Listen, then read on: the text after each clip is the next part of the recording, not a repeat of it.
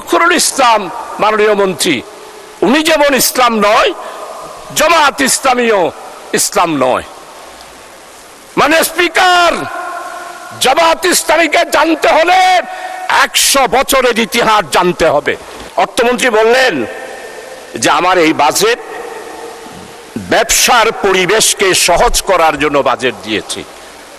ব্যবসায়ীদের কি বাংলাদেশ না?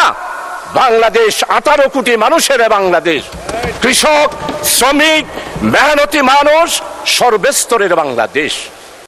আপনি ব্যবসায়িক পরিবার, তাই ব্যবসায়ীদের জন্য বাজেট দিয়েছেন, বাংলার মানুষের জন্য বাজেট দেন নাই। তাই আজকে আমি সাইফুর রহমান মরহুম তখন অপোজিশন লিডারদের কাছে টেলিফোন করতেন। আমি অর্থ মন্ত্রণালয়ে 2001 সালে কাজ করেছি।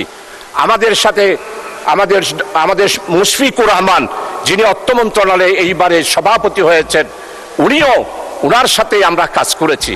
আমরা দেখেছি বাজেট যখন বক্তব্য পেশ করা হতো, এর আগেই উনি অপোজিশন লিডারের সাথে কথা বলতেন, বাজেট তৈরির ব্যাপারে সহযোগিতা চাইতেন। এইবারের বাজেট যারা তৈরি করেছেন এরা কারা? এরা কি 36শে জুলাইয়ের চেতনাকে ধারণ করেন? না। যারা বাজেট তৈরি করেছেন, অতীতে যেভাবে বাজেট তৈরি করেছেন 18 বছরে যারা স্বৈর শাসক ফ্যাসিস্ট, তাদের বাজেট যারা তৈরি করেছেন, এইবারও ঠিক তারাই বাজেট তৈরি করেছেন। আপনারা যদি আমাকে বলেন কে কে সেই রকম, আমি অবশ্যই ধরিয়ে দিতে পারবো, কিন্তু মহান পার্লামেন্টে আমি তাদের নাম ধরতে চাই না। আপনারাই চিন্তা করেন, এই বাজেট আপনারা যে তৈরি করেছেন, আপনারা সবাই স্লোগান দিয়েছেন নির্বাচনের আগে, আমাদের মতো সবার আগে বাংলাদেশ। এইবারের বাজেটে সবার আগে বাংলাদেশের এই স্লোগানটি কি প্রতিফলিত হয়েছে? এটা যদি প্রতিফলিত হতো, তাইলে আপনারা কৃষি সম্পর্কে যেই বক্তব্য দিয়েছেন, বাজেট পেশ করেছেন, সেটা কি এইখানে আছে?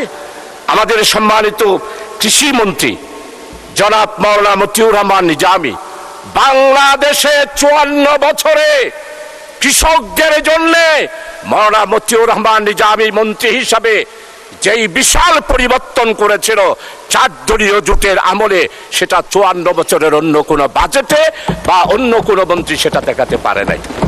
সেটা কেমন? মানে স্পিকার, আমাদের মন্ত্রী 4 দলীয় জোটের আমলে যখন কৃষি মন্ত্রণালয়ের দায়িত্ব নিলেন, উনি তখন ব্লক সুপারভাইজার ছিল প্রতি ইউনিয়নে একজন।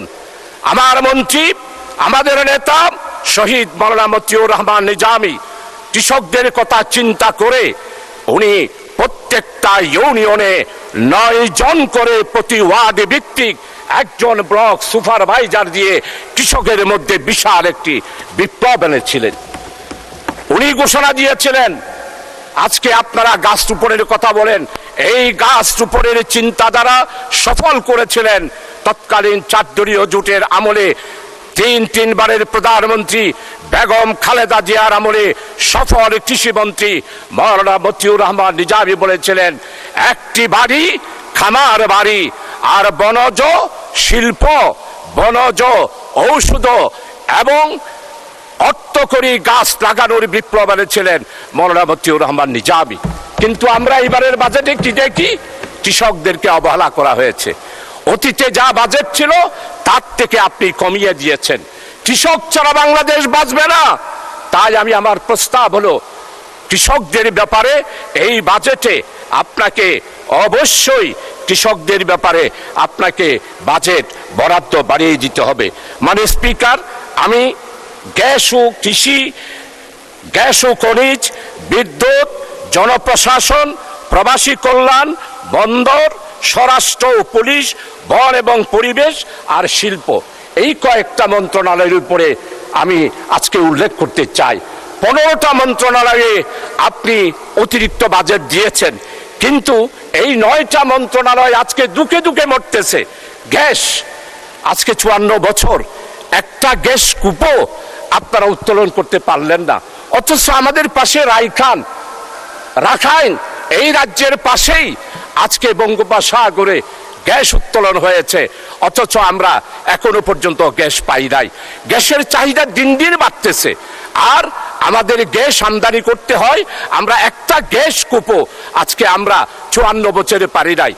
1993 সাল আমাদের সম্মানিত ডক্টর খোন্দকার মোশাররফ সাহেব খনিজ মন্ত্রী ছিলেন, আমাদের আজকের স্বরাষ্ট্রমন্ত্রী তৎকালীন 91 সালের প্রধানমন্ত্রী দেশনেত্রী বেগম খালেদা জিয়ার অফিসে উনি থাকতেন, প্রধানমন্ত্রীর সহকারী ছিলেন। ওনার অবশ্যই খেয়াল থাকার কথা, 1993 সালে যখন পার্লামেন্টে বক্তব্য রাখলাম, তখন মাননীয় প্রধানমন্ত্রী ডক্টর খোন্দকার মোশাররফ সাহেবকে নির্দেশ দিলেন যে চৌধুরী যে বক্তব্য রেখেছে, আমাদের চট্টগ্রামের গ্যাস ফিল্ড কুমিরাগুনা বড় হাতিয়াতে সেই গ্যাস ফিল্ড আপনি পরিদর্শন করুন। ডক্টর খোন্দকার মোশাররফ, ওনার মন্ত্রণালয় এবং আমার আজকের স্বরাষ্ট্রমন্ত্রী ওনারা সহ আমার সেই এলাকায় গেলেন।